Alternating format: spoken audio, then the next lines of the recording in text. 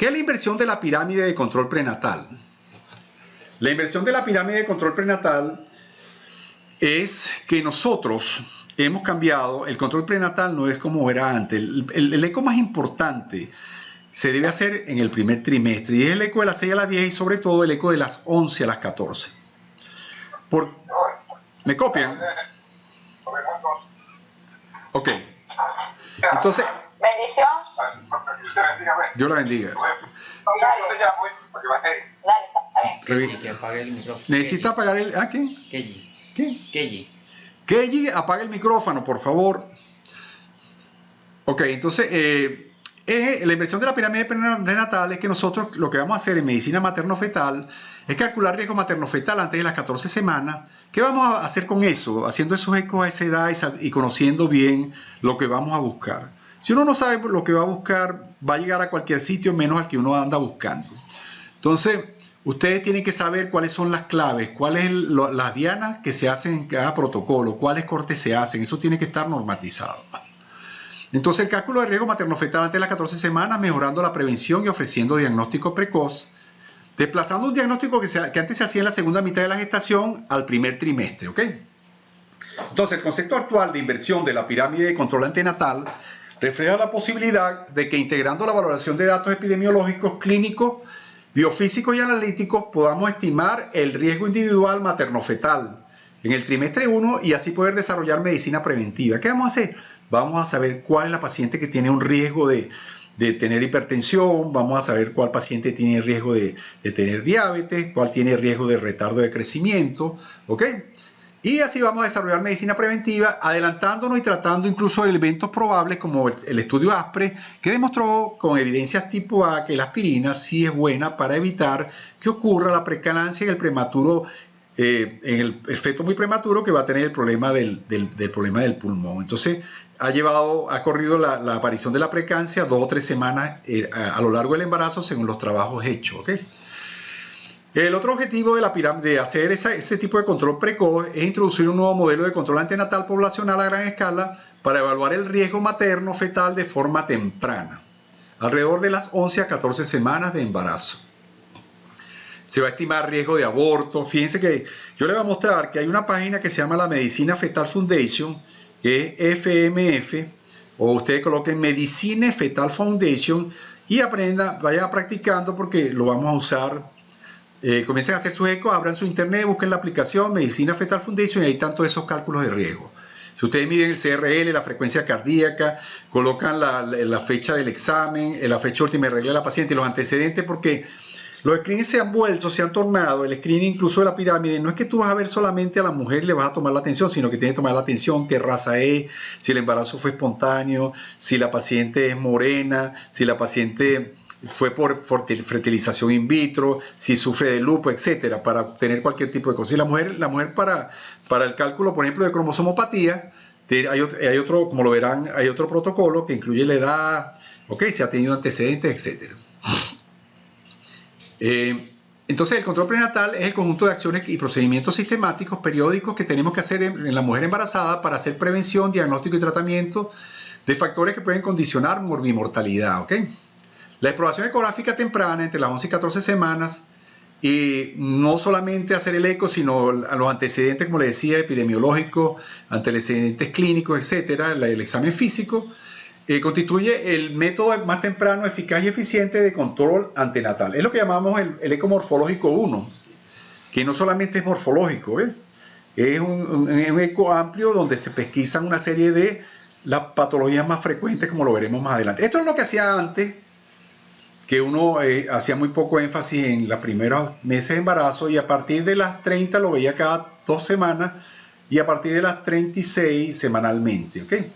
Ahorita se está buscando hacer una categorización de alto o bajo riesgo a las 12 semanas, entre las 12 y 14, siendo las 12 semanas la más interesante o mejor, porque fíjense como hablamos en una conferencia el día jueves de defecto de cierre del tubo neural, la ecografía Target o Diana para defecto de cierre del tubo neural debería ser entre las 12 y las 13, porque si las hace después de las 14 ya no vas a ver muchos siglos, ya vas a empezar a ver hidrocefalia y ya no sería tan precoz el diagnóstico, ya estás entrando en el segundo trimestre, El especialista, entre las 12 y 34, si está complicada, si no pasa a 20, luego pasa a 37 y a 41. Serían 2 ecos al final, ¿ok? Entonces, como le decía, la consulta primera es entre la semana 12, o sea que es entre las 11 y 14 semanas, o con una longitud craniocaudal de 45 a 85. Porque eso es otra cosa. A veces la mujer por regla nos da 15 semanas, pero si tú mides el CRL y le da 80, entonces la paciente tiene 13 semanas y 6 días. Entonces tú no tienes ningún problema allí para hacer el eco, porque el cálculo de la translucencia nucal se hizo con ese lapso de edad, con una suficiente cantidad de pacientes para considerarlo una evidencia tipo A. Si alguien tiene prendido, revisen los micrófonos, alguien tiene el micrófono encendido, por favor, que lo apague. Entonces aquí se hace evaluación de parámetros epidemiológicos, clínicos, físicos, biofísicos y bioquímicos a final del primer trimestre de la gestación. Todo eso se hace, fíjense, es un eco que uno tiene que tomar en cuenta, epidemiológico, ¿verdad? La raza, si es negro, blanco, si tiene sobrepeso, clínico, tensión, ahí se toma la tensión. Biofísico, tomar la tensión, pesar la altura del paciente. Si tiene la tensión alta es importante. Y bioquímico, que es lo que llamamos el screening bioquímico que hacemos, que a las 12 semanas es la HCG y la PAPA y luego se incluye la alfa-fetoproteína. Entonces, si esa evaluación que hacemos, metiéndola en el software, la paciente da de bajo riesgo, esa paciente, no lo hacemos aquí en Venezuela hacemos control mensual y eso no es malo. Ella haría 3 visitas porque es muy probable que a ella, a la semana 20, a las 37, a las 41 no tenga ningún problema. Sin embargo, eso no es 100%. A mí, a mis embarazadas, me gusta verla mensualmente y no es un lapso. Y las pacientes pueden hacerlo. La consulta aquí es económica en Venezuela. Sin embargo, este es el protocolo que sugiere el doctor Nicolaide, que es el creador de ese protocolo de la pirámide invertida. ¿Ok? La visita a la semana 20, reevaluar anatomía fetal, crecimiento, riesgo de preeclampsia y parto pretérmino. Si todo está bien, pasaría una semana 36 y 37 y por último se reevalúa. Aquí no aparece, no se ve, no lo estoy viendo porque tengo montado esto aquí. No sé si lo puedo mover a otro lado esto. Está atravesado en la presentación. Bueno, la última visita sería a las 41 semanas. Vamos a colocarlo aquí transitoriamente. Ok, alto riesgo. Si sale en alguno de esos screenings que hacemos, fíjense, hacemos screening para preeclampsia, para aneuploidía, podemos hacer para retardo de crecimiento, para diabetes, etc. Alto riesgo, la vamos a referir a un centro de medicina materno-fetal, individualizar la secuencia de controles y pruebas complementarias con revalorización de secuencial de dicho riesgo hasta el fin del embarazo. ¿Okay? Entonces, ese paciente debería ir a evaluarse con un médico que esté entrenado, por lo menos que haya hecho un diplomado, que lo haya aprendido bien, y que sepa que no está haciendo nada malo, porque uno puede hacer las cosas, pero si lo está haciendo mal, uno no debería hacerlo, porque incluso la conciencia de uno se lo va a criticar. Si usted sabe que usted está haciendo las cosas bien, que no está haciendo daño, lo primero es no hacer daño, recuerden, ¿ok? Para hacer algunos estudios ahí, sí es verdad, es importante algunas características que tiene que tener el consultorio. Entonces, la aneuploidía fetal es la más importante. Vamos a hablar de la evaluación de riesgo que se hace en esa pirámide invertida, ¿verdad? Buscamos aneuploidías fetales. Eso se buscó antes de la década de los 70, era la edad materna. Nosotros incluso, hasta el año 92, cuando yo comencé, nosotros hacíamos amniocentesia a las pacientes que tenían más de 35 años, porque tenían un riesgo menor de 1 en 100, y se decía que si uno hacía una amniocentesis, iba a conseguir, de cada 100 fetos que uno viera, iba a conseguir un Down, ¿ves? O sea, ya tenía mucho riesgo de síndrome de Down. Luego en la década de los 70 se agregó el cribado materno, a la edad se le agregó en la década del 80 los marcadores bioquímicos, y entonces ya se comenzó a hablar de la ecografía para despistaje de marcadores ecográficos. Era un test combinado que hacíamos ya a finales, hasta el año 2000 aproximadamente, donde apareció la translucencia nucal y aparecieron los factores bioquímicos como la alfa-fetoproteína y la gonadotrofina coriónica, ¿de acuerdo? Ok. Ya en la década de los 90 aparece la translucencia nucal y aparece, que fueron los más importantes, y el PAPA. Entonces se dice ya que en esta época tenemos la capacidad de aproximadamente el 90% de los fetos aneuploides presumirlo, asumiendo que hay una tasa de falso positivo de un 5%, se podían identificar con la combinación de la edad materna, el grosor de la translucencia y los niveles en sangre de PAPA y HCG. Entonces fíjense que se combina la edad, que es un factor que no es biofísico, el grosor de la translucencia nucal, que es ecográfico, y un factor bioquímico, o sea, que se empiezan a hacer los test combinados. La sensibilidad para diagnóstico es mucho mejor cuando hacemos test combinados. ¿Okay? Ya se le agregó posteriormente otros factores como el índice de pulsatilidad de la arteria uterina para pesquisa de preeclampsia. Se mejoraron y se ajustaron con otros marcadores como el hueso nasal, el ducto venoso, el OVF de la tricúspide.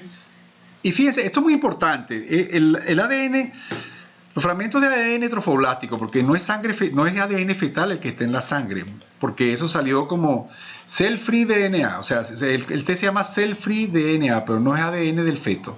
¿Okay? Eso es ADN de la placenta y se asume que la placenta tiene el mismo cariotipo o tiene la misma estructura molecular que el feto, pero eso no siempre es así. Hay placentas que tienen mosaicos y podemos tener un error. Sin embargo, el 99.9 es un índice muy alto de sensibilidad para diagnosticar los verdaderos positivos, y entonces nos ayuda mucho.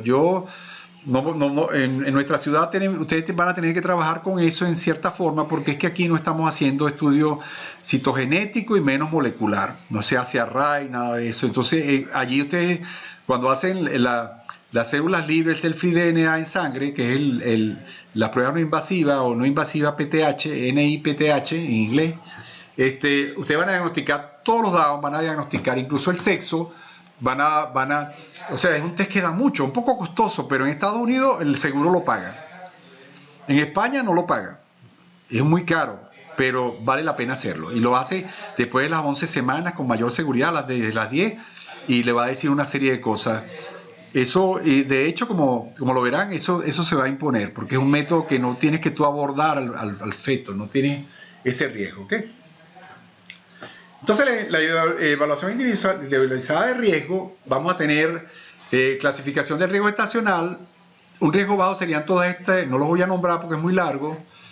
Un riesgo alto sería, por ejemplo, obesa, anomalías cromosómicas previas, la diabetes, la hipertensión, la preeclampsia, síndrome antifosfolípido. Un riesgo muy alto sería, eso sí es importante, una muerte perinatal previa, retraso de crecimiento intrauterino anterior. Okay, si diagnostica una malformación o si en este mismo embarazo se instala un retardo de crecimiento, una preeclampsia grave. Okay. Eso es importante, eso es lo que tenemos que hacer nosotros, ¿ves? Calificar riesgo. Las anomalías fetales estructurales también hay que detectarlas, y ya se está haciendo, hay protocolos, métase en, eso es el link también hay que mandárselo, el ISUOC. El ISUOC es muy importante porque con el ISUOC ustedes, ahí tienen muchos protocolos en el ISUOC, hay muchas guías y protocolos para muchas de las cosas que hacen. De hecho, este año con la pandemia yo creo que ha habido mucho tiempo de escribir y ellos han podido actualizar muchas cosas, está muy interesante, fíjate. Algunas se detectan, ustedes van a detectar en la totalidad de los casos anencefalia, eso no lo van a, tiene 100%, o loprosencefalia. Anomalías del tronco, por ejemplo, cuando los intestinos están fuera, onfalocele, gastrofisis, megavejiga, acortamiento de hueso letal. Otras no son detectables en esa ventana gestacional. Gran parte de la patología evolutiva del sistema nervioso, por ejemplo, la genesia de cuerpo calloso, las displasias esqueléticas no letales, las anomalías renales, cardíacas, evolutivas y obstructivas.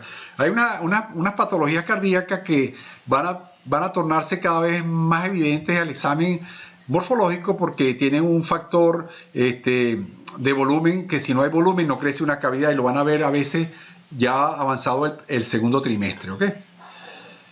Otro grupo es potencialmente detectable, y eso hay que tenerlo bien claro, cuáles pueden ver y cuáles no, para decírselo al paciente.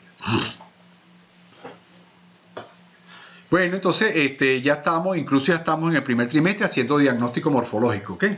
La detección temprana de anomalías estructurales fetales permite plantear un asesoramiento temprano multidisciplinario con la opción de una finalización temprana. Aquí nosotros no podemos finalizar un embarazo, la ley no lo permite. En otros países como en Colombia, y yo he estado por allá, ellos sí tienen su comité de ética Y por ejemplo, un anencefálico tienen todas las de la ley para hacerlo, un paciente con una agenesia renal, un embarazo gemelar monocoriónico, donde un feto lo que va a hacer es eliminar al otro. Incluso hay eso con el comité de ética. Se puede hacer una reducción fetal incluso. Aquí nosotros no tenemos esa facultad todavía, pero yo creo que hacia allá vamos, ¿eh? Entonces, el modelo óptimo de asignación y reevaluación secuencial de riesgo se hace a las 12 semanas, ese protocolo de la pirámide que les dije yo, ¿de acuerdo? Fíjense, nosotros tenemos cómo calcular riesgo de aborto espontáneo en el primer trimestre, ¿ok? Ahí, la Fundación Medicina Fetal Fundiencio tiene ese software para ello. La identificación temprana del grupo de alto riesgo de éxito fetal ante parto podría dar lugar a una reducción de esta complicación mediante refuerzo de vigilancia de crecimiento y bienestar fetal, así como de planificación programada del modo y momento óptimo del parto. Evaluación individualizada de riesgo. Bueno, hasta ahora en el primer trimestre, bueno, que yo sepa, no sé si ha cambiado, porque a lo mejor cambió esta semana y no supe. En el primer trimestre no tenemos todavía el arma para poder calcular riesgo porque eso es algo evolutivo en el cuello. Por eso el test está establecido de las 20 a las 22, después de las 20 semanas. Entonces nosotros tenemos esa desventaja ya, ¿ves? A pesar de las medidas preventivas conocidas y aplicadas actualmente, el cerclaje cervical profiláctico, administración vaginal de progesterona, pesario vaginal, la tasa de parto prematuro no ha disminuido, principalmente debido a la falta de identificación de grupos de alto riesgo durante la atención prenatal de rutina. La incorporación de la longitud cervical permite mejorar estos índices de tensión, su medición, así me gusta con cheque incorporada, eso es lo bueno de trabajar en la casa, ¿viste? Su medición en la ecografía de 20 a 22 semanas ha demostrado su utilidad, aunque tiene dos grandes inconvenientes: su lógica incapacidad para identificar la incompetencia cervical de forma temprana, su limitado efecto terapéutico que se correlaciona de forma inversa a la edad gestacional a la que se inicia el mismo. O sea, por eso es importante identificar la que de verdad va a producir, tiene un riesgo muy alto para poder darle profilaxia con los tratamientos establecidos.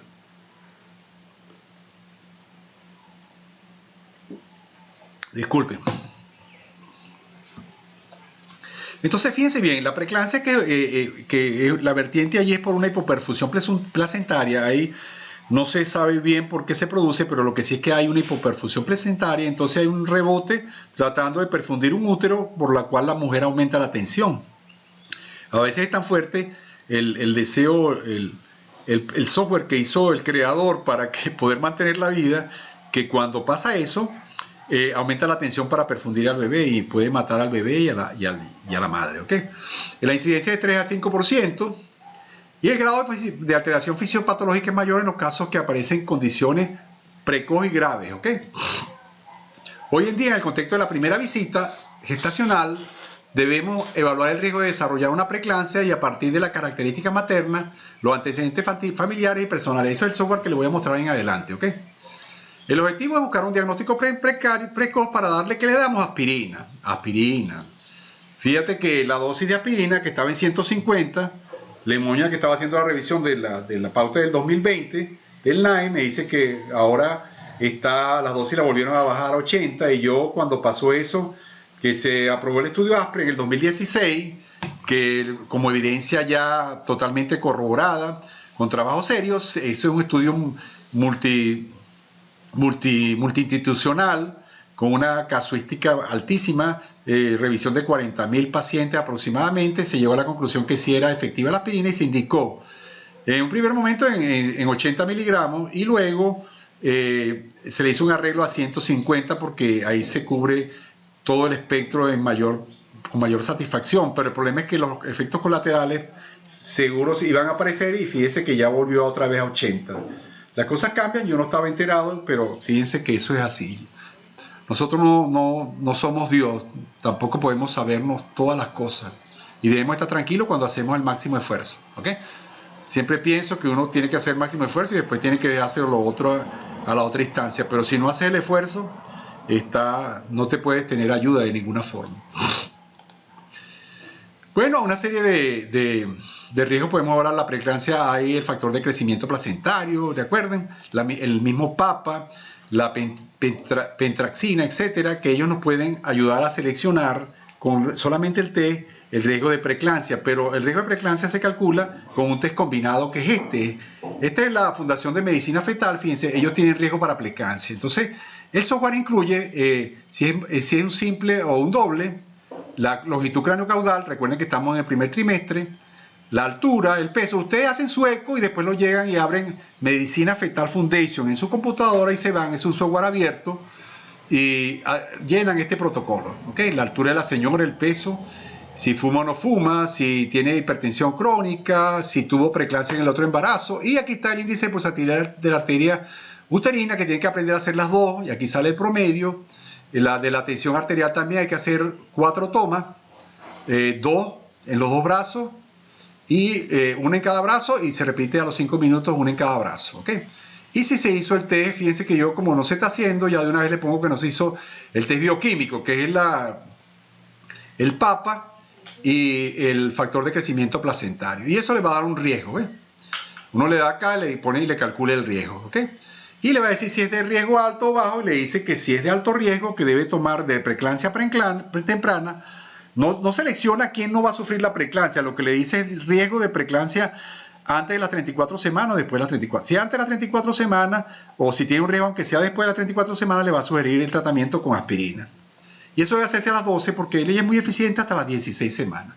Diabetes mellitus, ¿okay? También lo hay, ¿okay? Lo que pasa es que la doctora Paola, que es endocrinólogo, que nos está apoyando como una especialidad aparte de la medicina materno-fetal, ella sabe que el test de O'Sullivan se hace a las 24 semanas. No se hace antes porque es el momento donde tenemos más posibilidad de hacer un mejor diagnóstico. Pero ya en esa época, ya ha avanzado el embarazo y ya ha pasado mucha agua debajo del puente, ¿ok? Este es el test también aparece allá, para preeclampsia, es la edad, altura, peso, el origen racial, el método anticonceptivo, la historia de MAM, de diabetes, y o sea, prácticamente es un cálculo que tiene el software, donde no hay nada de bioquímico, porque se hace a las 12 semanas, sino prácticamente todo es epidemiológico, ¿ok? Le dan cálculo de riesgo y se lo da. Todo eso está anótele ahí, Medicina Fetal Foundation, en el chat. Medicina Fetal Foundation. Así se escribe, se llama Medicine Fetal Foundation, pero lo escribe Medicine Fetal Foundation. Entonces, todos esos modelos predictivos,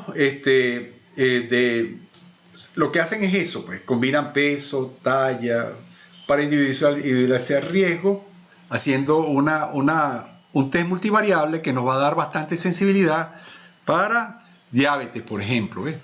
Pequeños para edad gestacional, también tenemos el software riesgo de retardo de crecimiento. Igual, ¿ves? La edad, la fecha del examen, la última regla, si es nulípara, si ha tenido diabetes, si lo ha tenido anteriormente, retardo, etcétera, ¿okay? Y también hay medidas de la longitud craniocaudal, pulsatilidad de la uterina, ¿okay? La tensión media, lo que tiene de PAPA, y le da el riesgo de tener retardo de crecimiento, porque muchas veces el test, cuando ustedes tienen un test positivo con las uterinas, recuerdan eso, cuando la uterina tiene un IP alto a esta edad, ustedes tienen riesgo de varias cosas, riesgo de retardo de crecimiento, riesgo de desprendimiento de placentario, riesgo de parto prematuro, y también tienen riesgo de hipertensión, ¿okay? También para los pequeños de edad gestacional, yo lo voy a pasar rápido porque es lo mismo, ya ustedes entendieron lo que les estoy explicando o lo que estoy compartiendo. Y todo eso lo hacemos con esos software, yo los hago con los software, ¿okay? Ellos le dicen lo que uno va a buscar, también hay para macrosomía fetal, ¿ok?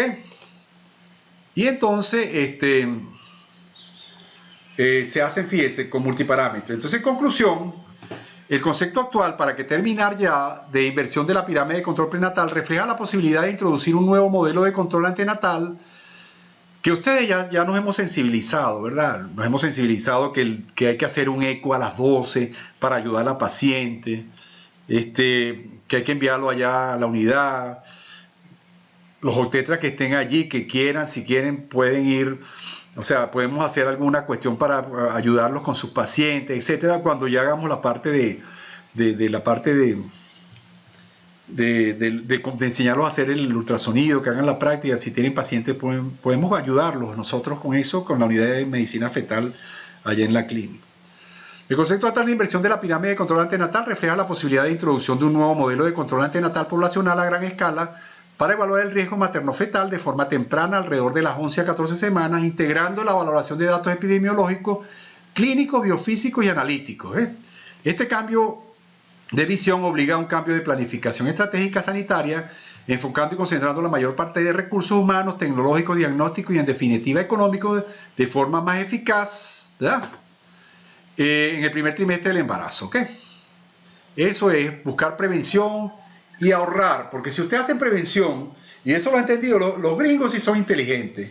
Ellos tienen los seguros y ese test tienen que hacerlo obligatoriamente. El test es el Free DNA, lo hacen obligatoriamente y se los paga el seguro. Bueno, la persona no es que es gratis, tiene que pagar un seguro que sale como en $5,000 anuales, pero se evitan muchos problemas y se ahorra mucha plata. ¿Ok? Los gringos sí saben sacar cuenta, ¿de acuerdo?